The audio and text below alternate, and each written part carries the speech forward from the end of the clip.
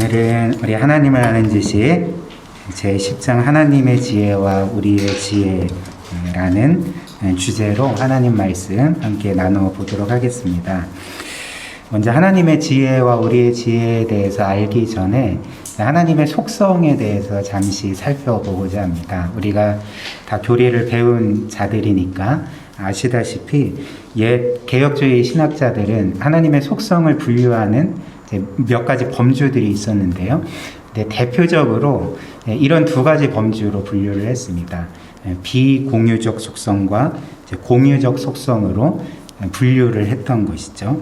그래서 우리가 알다시피 비공유적 속성은 하나님의 초월성을 강조하는, 그래서 하나님께서 유한한 피조물일 뿐인 우리와 얼마나 다르신지, 얼마나 그분이 무한히 위대하시는지를 보여주는 속성들을 우리 옛 선배들은 비공유적 속성이라고 불렀습니다.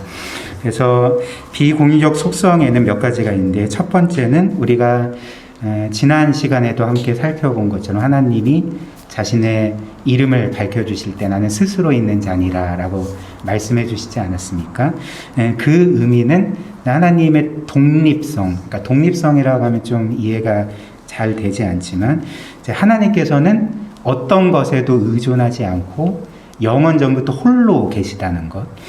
그래서 하나님의 자존성이라고도 부르죠. 그리고 하나님께서는 이런 분이시기 때문에 영원 전부터 홀로 계시고 어떤 것에도 의존하지 않고 모든 것을 완벽한 정도로 가지고 계시기 때문에 오히려 하나님이 아닌 모든 것들이 하나님께 절대적으로 의존하는, 이제 그것을 가리켜서 우리의 선배들은 하나님의 독립성 혹은 자존성, 전충족성이라 불렀습니다. 그리고 하나님의 불변성도 생각할 수 있겠죠. 하나님의 불변성은 하나님의 존재와 성품과 그분의 뜻과 계획과 모든 사역에 있어서 변함 없으시다는 것, 불변하시다는 것을 이제 가리키게 되고요. 특별히 하나님의 존재와 성품이 변하지 않을 뿐만 아니라 하나님이 죄인들을 그리고 자신의 자녀들을 대하시는 방식 또한 늘 일관된 것이라 그런 것들을 보여주기 위한 성품이 바로 하나님의 불변성, 혹은 다른 말로 하면 하나님의 신실하심이라고도 표현을 할 수가 있습니다. 그리고 세 번째로 하나님의 무한성인데요. 이제 하나님에게는 한계가 없죠. 그분의 존재에 있어서도, 성품에 있어서도, 그분의 지혜와 능력에 있어서도, 이제 모든 면에 있어서 한계가 없으신 분이죠. 이 세상 모든 피조물들은 다 한계가 있지 않습니까? 그러나 하나님께서는 이제 한계가 없으시기 때문에 그분의 지혜도 무한하고 또 그분의 능력도 무한하고 그분의 사랑과 은혜와 자비와 신실함 등 그분의 도덕적인 성품들도 다 한계가 없는 것이죠. 특별히 우리가 그 하나님의 무한성과 관련해서 시간에 대한 무한성을 이제 영원하심이라고 부르고요. 공간에 대한 무한하심을 편재하심이라고 부르기도 합니다. 그리고 마지막으로 하나님의 단순성이라는 속성이 있는데, 이것은 이후에 우리가 다룰 것이기 때문에 또 굉장히 이제 좀 어려운 교리예요. 그래서 나중에 또 해당 속성을 다룰 때 그때 함께 나눠 보도록 하겠습니다.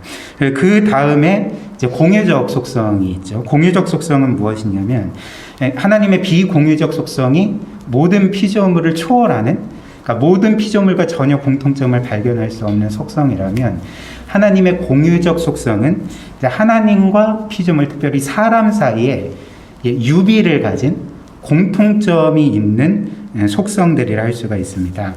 그렇다면 어떻게 하나님의 속성들 중 일부가 우리 피조물인 사람에게서 발견되냐? 그것은 그 이유인 즉슨 하나님께서 사람을 만드실 때에 자신의 형상으로 만드셨기 때문에 그렇죠. 그래서 창세기 1장 말씀을 보면 우리가 우리의 형상으로 우리의 모양을 따라 사람을 만들자라고 말씀을 하셨는데, 하나님께서 이렇게 사람을 자신의 형상으로 닮은 모습으로 만드셨기 때문에 이제 하나님의 성품 중 일부를 사람들에게 전해 주셨던 것이죠. 그래서 그 속성들이 어떤 게 있을까요? 일단은 첫 번째 부류로 하나님의 선하심, 진리 혹은 참되심, 그분의 거룩하심, 의로우심, 이런 도덕적인 속성들이 있고요. 그리고 또 하나는 이제 하나님의 영이심, 이제 하나님이 영이시니 그를 예배하는 자마다 영과 진리로 예배할지니라 이렇게 말씀하셨잖아요. 그래서 하나님이 영인 것처럼 이제 우리에게도 영이 있는 것이죠. 물론 우리가 육신을 입고 살아가는 존재들이지만 육신과 함께 이제 우리 안에는 영이 있는데 이제 하나님이 영이신 것처럼 이제 우리도 이런 영적인 특성이 있다는 것입니다. 그리고 하나님이 자유로우신 것처럼, 그러니까 자신의 의지로서 자유롭게 계획하시고 선택하시고 행하시는 것처럼 이제 우리에게도 자유로운 의지를 주셨고요. 그리고 그분의 지혜와 능력처럼 우리에게도 지혜와 능력이 있죠. 근데 사실 하나님의 지혜와 능력과 우리의 지혜와 능력은 공통점이 있지만 질적으로 다른 것이죠. 말씀드렸듯이 하나님은 무한한 지혜와 능력을 가지신 분이고 우리는 아무리 지혜롭고 능력이 있다 할지라도 유한할 뿐이기 때문에 공통점이 있지만 또 한편으로 무한한 격차가 있는 것이죠. 그래서 어찌 됐든 하나님은 이렇게 사람을 자신의 형상으로 만드시고 이런 공유적 속성, 하나님을 닮은 모습으로 만드신 목적 자체가 무엇이었습니까? 우리가 그 창세기 말씀을 보면 그 타락하기 이전의 하나님과 사람의 관계, 즉 하나님이 사람과 함께 교제할 수 있고 사람은 그 하나님을 사랑하고 자유롭게 그분의 뜻에 순종할 수 있는 존재가 되도록 하나님은 그 사람을 자신을 닮은 모습으로 만드셨다는 것이죠. 그러나 그 문제가 생겼죠. 어떤 문제가 생겼을까요? 사람이 하나님의 명을 어기고 죄를 짓고 타락하게 됩니다. 그리고 그때에 그 사람에게 있던 하나님의 이 형상과 모양이 파괴되게 되는 것이죠. 즉 공유적 속성, 그 도덕적 특성들을 잃게 돼버립니다. 물론 그 죄를 짓고 타락한 이후에 이 사람이 하나님의 형상을 완전히 잃어버린 것은 아니거든요. 왜냐하면 성경이 타락한 이후에도 여전히 사람을 하나님의 형상이라고 부르거든요. 그리고 하나님이 사람이 사람을 죽이지 말아야 될 이유가 그가 하나님의 형상으로 창조되었기 때문에 사람을 죽이면 안 된다 이렇게 명하시거든요. 그렇지만 이 하나님의 형상이 굉장히 많이 파괴가 되었던 것이죠. 거의 대부분 파괴되고 이제 손상이 되었던 것입니다. 그런데 하나님은 우리를 구원하시고 하나님의 구원은 사람을 죄와 사망과 영원한 심판으로부터 건지실 뿐만 아니라 이제 어떤 일을 하시냐면 본래 사람이 가진 하나님의 형상을 회복시키시는 것이죠. 왜냐하면 구원의 목적 자체가 처음 하나님이 의도하신 사람이 하나님을 사랑하고 그분과 교제하고 순종하고 그분을 영화롭게 하는 것이기 때문에 하나님께서 인생을 구원하실 때 단지 그를 사망과 영원한 심판에서 건지실 뿐만 아니라 원래 목적대로 그 하나님의 형상으로서 그 하나님을 예배하게 만드는 것이 하나님의 구원이 하는 일이 되는 것입니다. 그래서 몇 가지 성경이 이에 대해서 우리에게 알려주는데요. 골로새서 3장 10절 말씀을 보면 새 사람을 입었으나, 여기서 새 사람은 뭘까요? 구원이죠. 옛사람이 죽고 우리에게 새 사람이 부여됐는데 새 사람을 입었으나 이는 자기를 창조하신 이의 형상을 따라 지식에까지 새롭게 하심을 입은 자니라. 새 사람을 입었으나가 아니라 입었으니인 것 같아요. 제가 오타가 난 것 같습니다. 이는 자기를 창조하신 이의 형상, 그러니까 하나님의 형상을 따라서 지식에까지 새롭게 하심을 입은 자니라 라고 말씀하고요. 로마서 8장 29절 보면 하나님이 미리 아신 자들을 또한 그 아들의 형상을 본받기 위하여, 그 아들의 형상은 하나님의 형상이잖아요. 그 하나님의 형상을 본받게 하기 위하여서 구원받도록 정하셨다 이렇게 또 말씀합니다. 갈라디아서 4장 19절 보면 나의 자녀들아 너희 속에 그리스도의 형상을 이루기까지 다시 너희를 위하여 해산하는 수고를 하노니. 그래서 사도 바울이 구원받은 자들을 위해서 애써 일하고 행하는 것이 이제 그들 가운데 그리스도의 형상이 이루어지는 것, 그러니까 서서히 이렇게 회복되고 마지막에 완성되는 것을 위하여서 이제 해산하는 수고를 한다, 이렇게 또 밝히고 있지 않습니까? 또 고린도후서 3장 18절 보면 이제 마지막 날 이루어질 일이죠. 우리가 다 수건을 벗은 얼굴로 거울을 보는 것 같이 주의 영광을 보매 그와 같은 형상으로, 즉 그리스도와 같은 형상, 하나님의 형상으로 변화하여 영광에서 영광에 이르느니 곧 주의 영으로 말미암으니라. 그래서 하나님은 이 세상에서 우리를 성화의 과정을 통해서 망가진, 파괴된 하나님의 형상을 서서히 회복해 가시고 이제 마지막 날 그 형상을 완벽하게 회복하시는 것이죠. 그리고 처음 창조 때보다 훨씬 더 영광스러운 모습으로 하나님을 닮은, 그리스도를 닮은 그러한 존재로 세우시는 것입니다. 그래서 그렇다면 무엇을 이야기하려고 하는 건가? 하나님께서 우리를 이렇게 회복시키실 때에 이제 하나님의 속성 중에 하나인 지혜 또한 이제 회복시키신다는 것이죠. 그리고 하나님은 이렇게 하나님의 지혜를 구하는 자에게 선물로 그 지혜를 주신다는 것입니다. 그래서 우리가 이제 5월부터 잠언 말씀을 함께 묵상하고 있지 않습니까? 그래서 잠언 첫 9장에서 계속 이제 강조하는 게 뭐냐면 지혜를 구하라. 지혜를 사모하고 바라고 지혜를 구하고 지혜를 그 어떤 것보다도 귀한 것으로 여겨서 얻기에 힘써라. 이런 권면을 계속하는 거죠. 그래서 그 중에 잠언 4장 7절 말씀 보면 이렇게 말합니다. 지혜가 제일이니 지혜를 얻으라. 너가 얻은 모든 것을 가지고 명철을 얻을 것이다. 너가 가진 모든 것, 그게 무엇이든지 간에 이제 그것을 다 바치더라도 희생시키더라도 지혜를 얻어야 된다, 이렇게 말씀을 합니다.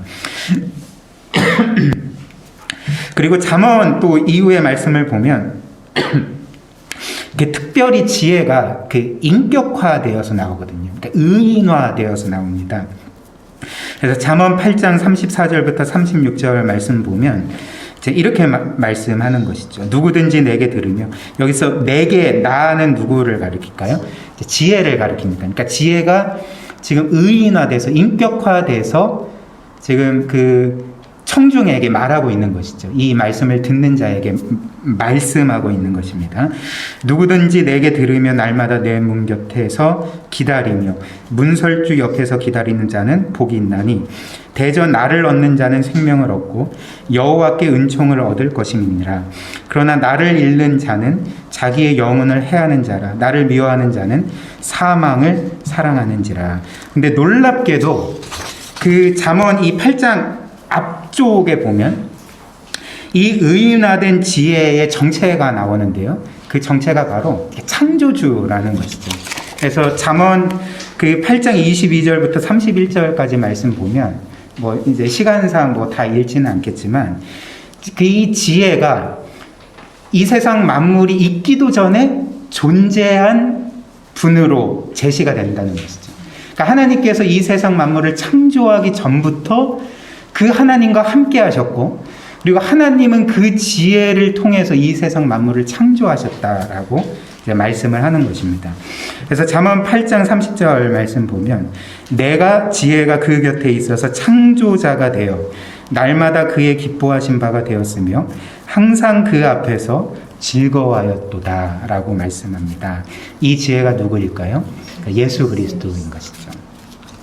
하나님과 영원 전부터 함께 계셨고 그 하나님의 기뻐하신 바가 되었고 그 하나님을 기뻐하시는 가운데 이 세상 모든 만물을 창조하신 분은 단 한 분밖에 없잖아요. 그러니까 예수 그리스도이신 것이죠. 그리고 구약 성경뿐 아니라 신약 성경도 이제 우리에게 지혜를 구할 것을 촉구하고 있습니다. 그리고 구하는 자마다 이제 얻을 것을 약속하는데요. 골로새서 1장 9절 말씀 보면 이렇게 말씀합니다. 이로써 우리도 듣던 날부터 너희를 위하여 기도하기를 그치지 아니하고 구하노니 이제 뭘 구할까요? 너희로 하여금 모든 신령한 지혜와 총명에 하나님의 뜻을 아는 것으로 채우게 하시고, 사도 바울이 밤낮 기도하는 제목을 뭐라고 밝히냐면 너희에게 모든 신령한 지혜와 총명에 하나님의 뜻을 아는 것으로 채우기를 늘 내가 기도한다 라고 밝히고 있는 것입니다. 또 야고보서 1장 5절 말씀은 너희 중에 누구든지 지혜가 부족하거든 모든 사람에게 후히 주시고 꾸짖지 아니하시는 하나님께 구하라 그리하면 주시리라 라고 약속을 하고 계십니다. 그래서 잠언 8장 30절에 그 지혜, 영원하신 지혜가 예수 그리스도라는 것은 결국에는 모든 지혜가 지혜의 원천과 그 본질이 그분께 있다는 것이죠. 그분께 나아가는 게 지혜라는 것이죠. 그분의 말씀을 듣고 그 말씀을 행하는 것이 지혜의 힘을 우리에게 보여주는 것입니다.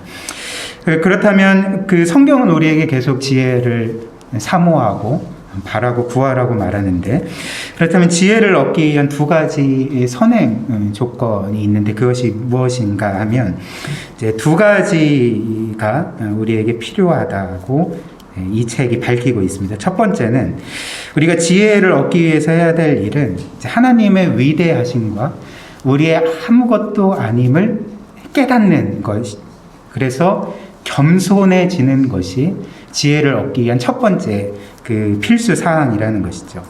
그래서 그 우리가 하나님을 정말 하나님으로 인정하는지, 그리고 그 하나님에 비해서 우리는 정말 아무것도 아니고 정말 티끌과 같은 먼지와 같은 자라는 것을 깨닫지 못한다면, 그래서 우리의 능력과 지혜가 정말 아무것도 아니라는 것을 깨닫지 못한다면 우리는 이제 어떤 의미에서 진정으로 하나님의 지혜를 구할 수가 없습니다. 왜냐하면 그렇게 하나님의 위대하심을 깨닫지 못하고 자신의 아무것도 아님을 깨닫지 못한 자는 대부분 자신이 자기 인생의 주인이라고 생각하고, 그리고 대놓고 그렇게 이야기는 하지 않지만 자기의 생각과 판단이 가장 옳다고 생각하기 때문에 이제 이런 상태에서는 사실 하나님의 지혜를 구할 수가 없는 것이죠. 그래서 오직 하나님 앞에서 겸손한 자만이, 자신이 아무런 지혜가 없는 자임을 인정하는 자만이 진정한 의미에서 지혜를 얻게 되는 것입니다. 지혜를 구하게 되는 것이죠.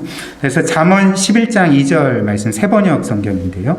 이렇게 말합니다. 교만한 사람에게는 수치가 따르지만 겸손한 사람에게는 지혜가 따른다라고 말씀을 하는 것이죠. 두 번째 해야 될 일은 하나님의 말씀을 지혜의 원천으로 삼아야 한다는 것이죠. 그래서 시편 119편 98절 말씀 보면 이렇게 말씀합니다. 주의 계명들이 항상 나와 함께함으로 그것들이 나를 원수보다 지혜롭게 하느니라. 여기서 주의 계명은 하나님의 모든 말씀을 가리키는 것이죠. 그래서 하나님의 말씀이, 구약 성경이 그 모든 말씀이 나를 지혜롭게 합니다 라고 말하고, 신약 디모데후서 3장 15절 말씀 보면 또 이렇게 말합니다. 또 어려서부터 성경을 알았나니 성경은 능히 너로 하여금 그리스도 예수 안에 있는 믿음으로 말미암아 구원에 이르는 지혜가 있게 하느니라, 이렇게 말하는 것이죠. 그래서 우리가 인정하는 것처럼 진정한 지혜는 사실 성경 안에 있는 것이죠. 정말 우리를 영원히 복되게 하고 참 생명을 주고 참 만족과 안식과 평안함을 주는 지혜는 이 세상 다른 곳에 있는 것이 아니라 오직 하나님의 말씀이 성경에 있다는 것입니다. 그래서 제임스 패커가 이렇게 이야기를 하는데요. 우리의 어떤 면에서는 분명히 지혜의 원천이 성경임에도 불구하고 이 성경을 읽기를 게을리하는 것을 조금 이제 꾸짖는 그런 말입니다. 제가 읽어드리겠습니다. 당신이 성경을 처음부터 끝까지 읽은 지는 얼마나 되었습니까? 당신은 날마다 신문을 읽는데 보내는 시간만큼 성경을 읽습니까?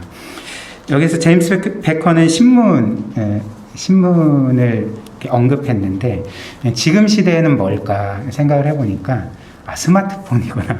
그러니까 저부터 생각을 해보면 스마트폰을 보는 시간이 많을까 아니면 성경을 보는 시간이 많을까, 굉장히 이렇게 반성이 되더라고요.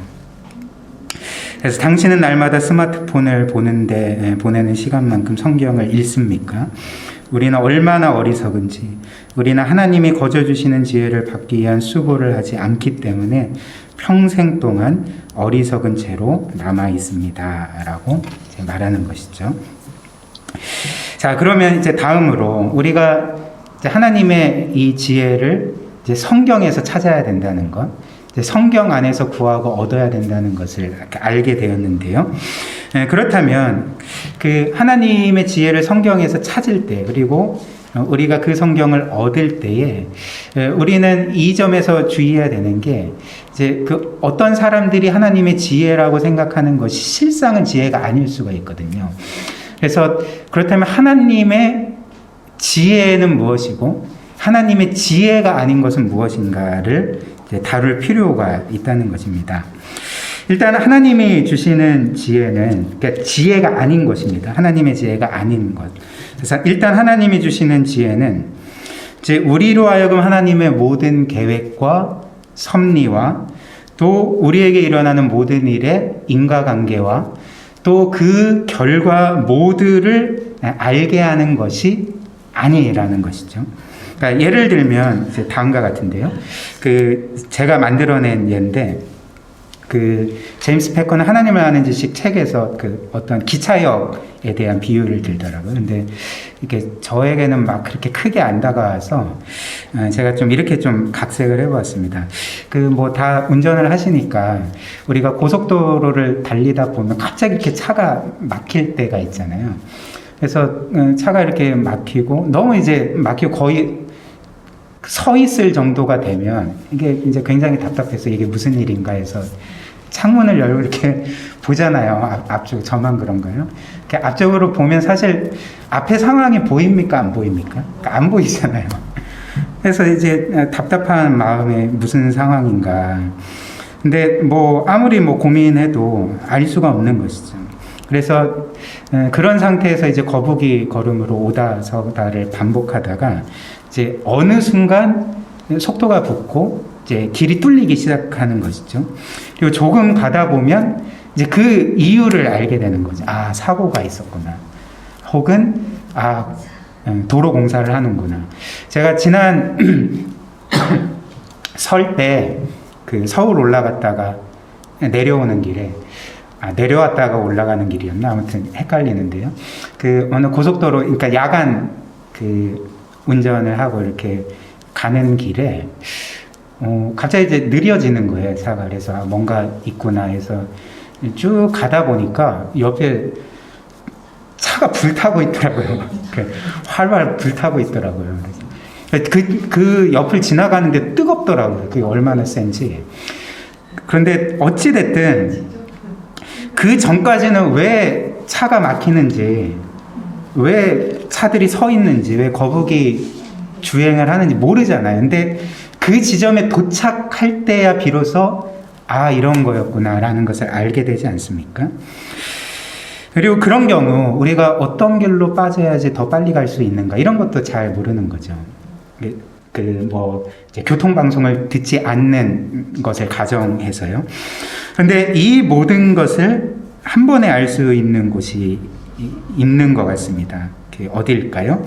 이제 고속도로 교통 상황실이죠. 그러니까 만약에 이제 그런 곳이 있다면 진짜 어떤 특정 고속도로의 모든 교통 상황들을 다 수집하고 CCTV로 다 지켜보고 그런 도로 상황들을 다 알고 있는 그런 상황실이 있다면 이제 그곳에 앉아 있는 자는 모든 것을 다 알고 있는 거죠. 우리는 창문을 내리고 이렇게 머리를 이렇게 끄집어내서 멀리 봐도 모르는 일을 이 사람은 앉아 있는 상태에서 다 아는 것이죠. 그래서 무슨 일이 일어났는지, 또 어느 길로 가야지 더 빠른지, 이 모든 것들을 다 알고 있는 것입니다. 근데 이제 어떤 이들은 하나님께서 우리에게 지혜를 주실 때 우리에게 이런 일이 일어날 것처럼 생각한다는 것이죠. 그래서 하나님께서 이 세상과 특별히 우리 개개인에게 일어나는 모든 일들을 그의 모든 인과관계와 목적과 의미와 결과를 알게 해주시는 것처럼 그런 것을 하나님이 주시는 지혜라고 생각을 하지만 결코 그렇지 않다는 거죠. 물론 성경은 우리에게 하나님에 대해서 알려주고요. 하나님의 그 큰 우주적인 계획과 그 섭리와 그분의 모든 사역의 궁극적인 목적에 대해서 우리에게 알려주지 않습니까? 그래서 그 목적은 하나님의 영광과 또 이 세상과 죄인들의 구원과 또 구원받은 하나님의 자녀들의 그 가장 큰 복인 것이죠. 그러나 하나님께서 이렇게 큰 방향, 궁극적인 목적을 알려주시지만 사실 세부 사항들은 우리에게 알려주시지 않거든요. 그러니까 하나님께만 속한 것이 있는 것이죠. 우리에게는 감춰져 있지만 하나님께만 속하여져 있어서 이 땅을 사는 동안 우리가 결코 알 수 없는 것들이 있다는 것이죠.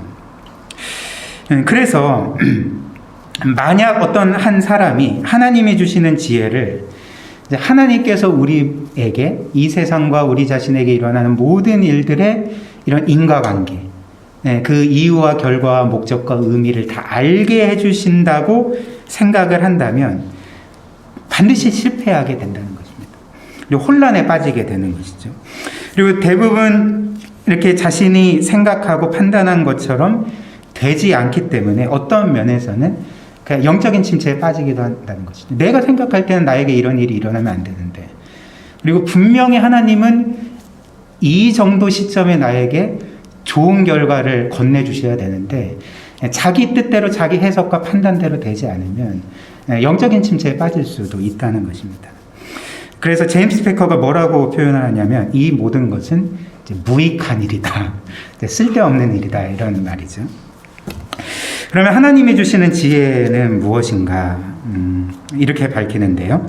지혜의 은사란, 지혜의 선물이란 이러한 능력이기는커녕, 즉 모든 것을 아는 능력이기는커녕 도리어 우리가 그런 쪽에 무능하다는 것을 전제한다라고 말하고 있습니다.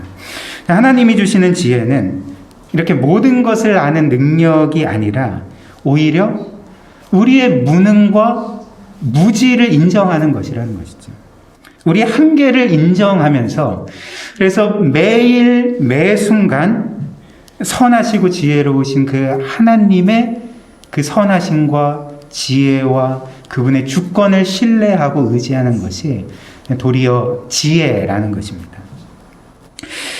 그래서 우리가 이 세상과 우리 각자에게 일어나는 모든 일의 이유와 목적과 결과와 의미들을 알 수 없지 않겠습니까? 그러나 우리가 이 모든 것들을 모를지라도 우리가 알 수 있는 것은 하나님은 그럼에도 선하시고 하나님은 그럼에도 무한히 지혜로우시고 하나님은 결국 정말 한치의 오차도 없이 우리 자녀들을 가장 선한 길로 인도하실 거다. 이런 것을 믿고 신뢰하고 나아가는 것이 성경이 말하는 지혜라는 것이죠. 그래서 예를 들면 여기에 바둑을 좋아하시는 분은 거의 없을 것 같아요. 그러니까 저도 마찬가지입니다. 저도 바둑을 좋아하지 않을 뿐더러 바둑을 어떻게 두는지도 잘 모릅니다. 그냥 아는 원리는 이렇게 예를 들면 흰 돌 하나 두면 그 둘레를 검은 돌로 이렇게 4개 딱 놓으면 땅 따먹기처럼 이렇게 따먹는 것, 이 정도만 아는 거죠. 근데 이제 아주 가끔 가다가 TV에 바둑 방송을 하는 경우가 있잖아요. 그리고 그 바둑 TV 채널도 있지 않습니까? 그래서 그냥 채널 돌리다가 우연히 이렇게 보면 특별히 프로 기사들이 이렇게 바둑을 둘 때 우리가 생각할 때는 처음부터 굉장히 엉뚱한 곳에 둔다는 것이죠. 그러니까 상대편이 돌 하나 두면 우리는 보통 어떻게 해야 되겠습니까? 이제 둘러싸가지고 따먹어야 되겠다, 이렇게 생각을 하는데 막 여기 두고 저기 두고 막 아래쪽 두고 우리가 별로 왜 거기다가 돌을 두지? 라고 생각할 정도의 이렇게 돌을 두지 않겠습니까? 근데 제가 좀 호기심이 생겨서 과거에 동역하던 목사님 중에 그래도 결코 프로 수준은 아니지만 좀 아마추어 수준의 바둑 실력을 가진 목사님이 계셨거든요. 제 친한 친구이기도 하고요. 그래서 이제 그분에게 물어봤죠. 보통 바둑 고수들이 바둑을 둘 때 몇 수 정도 앞서 보며 예측하면서 두냐고 그랬더니 고수들은 한 몇 수 정도 이렇게 앞서 보면서 돌을 두고, 그리고 프로 기사의 경우는 몇십 수를 바라보면서 이렇게 돌을 둔다고 합니다. 그리고 거의 이제 바둑계의 신적인 존재처럼 여겨질 몇몇 인물들이 있지 않습니까? 조은현, 이창호, 그리고 알파고와 함께 겨루었던 이세돌 같은 프로 구단들의 경우 제가 물어봤더니 이론상으로 100수까지도 미리 앞서 보면서 돌을 둔다고 해요. 그래서 이런 사실을 모르면 프로 기사들이 제가 말씀드린 것처럼 처음부터 이렇게 엉뚱한 곳에 돌을 두는 게 전혀 이해가 안 되는 거죠. 근데 그들은 100수까지 바라보면서 돌을 두고, 그래서 결국에는 이 모든 돌들이 합력하여 선을 이뤄서 이제 승리를 하도록 이렇게 돌을 둔다는 거죠. 근데 바둑으로 치면 하나님은 몇 단이시겠습니까? 9단 정도가 아니라 무한단이신 거죠. 그래서 하나님은 이 세상 만물을 이렇게 다스리고 섭리하고 이끄시는 가운데 우리 인생의 지혜로는 결코 가늠할 수도 없고 예측할 수도 없고 그것들을 이해할 수도 없는 그런 무한대수를 앞서 바라보시며 이 세상을 이끄신다는 것이죠. 우리는 사실 한 치 앞도 모르는 존재들인데 정말 1분 이후에 우리에게 어떤 일이 일어날지 전혀 모르는 인생들인데 어떻게 우리에게 일어나는 모든 일들의 인과관계와 그 의미와 목적과 결과를 알 수가 있겠습니까? 특별히 이런 하나님께서 이 세상 만물을 운행하시고 섭리해 가시는 것들을 우리가 어떻게 알 수가 있겠습니까? 따라서 우리는 이런 하나님의 모든 것, 그분의 모든 섭리, 그분의 모든 사역들, 그 의미와 목적과 결과, 세부 사항들은 우리가 결코 알 수 없지만 우리가 성경에 따라 알 수 있고 확신할 수 있는 한 가지가 있다는 것이죠. 그것이 바로 하나님의 선하심이라는 것입니다. 하나님은 선하시다는 것. 정말 영원부터 영원까지 변함없이 선하시고, 그리고 그분은 선하실 뿐만 아니라 우리를 사랑하시되 정말 자신의 그 생명보다도 귀한 아들 예수 그리스도, 우리를 위해 아낌없이 내어주실 정도로 우리를 사랑하신다는 것을 우리가 그 한 가지 사실만을 우리가 알 수 있고 확신할 수 있지 않습니까? 따라서 우리가 결론 내릴 수 있는 바는 우리가 하나님의 모든 일을 결코 알 수 없지만 우리에게 일어난 그 마음 아픈 일, 고통스러운 일, 우리가 도저히 그 의미를 찾을 수 없는 일의 이유와 의미와 목적과 결과를 알 수 없지만 우리가 분명히 확신할 수 있는 바는 하나님은 그 모든 것 가운데 우리에게 가장 선하고 좋은 결과를 주실 거다라는 것을 알 수가 있다는 것이죠. 바로 그 하나님을 신뢰하고 의지하고 나의 지혜가 아니라 하나님의 지혜를 신뢰하고 의지하는 것이 성경이 말하는 지혜라는 것입니다. 그래서 로마서 8장 31절과 32절에 이렇게 말씀합니다. 그런즉 이 일에 대하여 우리가 무슨 말하리요? 하나님이 우리를 위하시면 누가 우리를 대적하리요? 자기 아들을 아끼지 아니하시고 우리 모든 사람을 위하여 내주신 이가 어찌 그 아들과 함께 모든 것을 우리에게 주시지 아니하겠느냐. 무슨 말입니까? 지금 바울은 이제 의문형으로 이야기를 하고 있습니다. 즉 자기 아들을 아끼지 아니하시고 우리 모든 사람을 위하여 내주신 그 하나님이 어찌 그 아들과 함께 모든 것을 우리에게 주시지 아니하겠느냐. 의문형을 사용해서 지금 그 하나님의 사랑에 대해서 말씀하고 있지 않습니까? 이는 하나님의 사랑이 불분명해서가 아니라 너무나도 확실하기 때문에 정말 그 아들을 내어주신 그 하나님께서 우리에게 모든 것을 주시는 게 확실하지 않느냐라고 강조하면서 말씀하는 것이죠.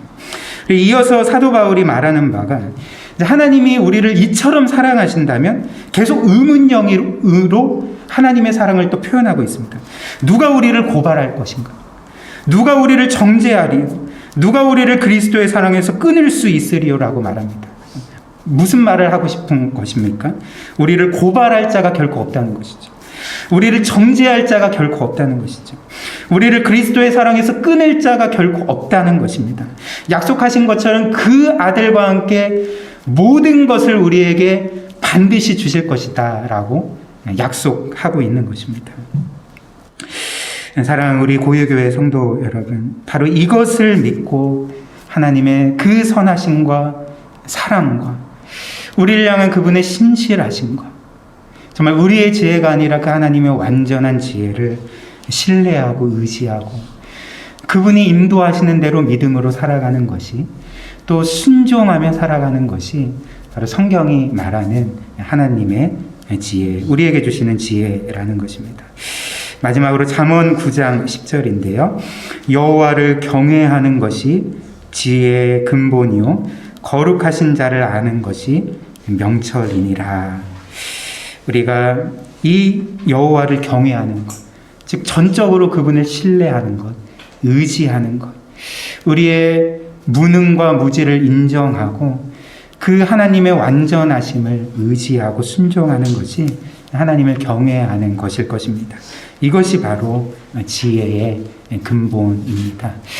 우리가 이런 지혜를 가지고 정말 하나님을 하루하루 매 순간 신뢰하고 의지하고 순종하며 살아감으로써 하나님이 우리에게 주시는 그 은혜를, 그 확신을 누리며 살아갔으면 좋겠습니다. 네, 이 시간 우리 함께 들은 말씀 생각하면서 기도했으면 좋겠습니다. 네, 하나님이 우리에게 주신 지혜에 대해서 우리가 말씀을 나눴는데요. 참 우리의 지혜와 우리의 능력이 얼마나 덧없는지를 다시 한번 하나님께 인정하고 고백하고 정말 완전하신 하나님만을 바라보기를 원합니다. 그 하나님께서 우리에게 지혜가 없더라도, 우리에게 능력이 없더라도 정말 한치의 오차도 없이 우리의 삶을 가장 선하고 좋은 길로 인도하십니다. 우리가 해야 될 일이와 할 수밖에 없는 일은 그 하나님을 의지하는 것입니다. 또 신뢰하는 것입니다. 모든 것을 알 수도 없고 이해할 수도 없지만 그분께 순종하는 삶을 살아가는 것이 지혜입니다. 하나님께서 우리에게 이런 지혜 주시도록 그 하나님을 신뢰하며 모든 것을 넉넉하게 이겨내는 그런 복된 삶 살아가게 해달라고 우리 잠시 이런 기도 제목으로 기도하도록 하겠습니다.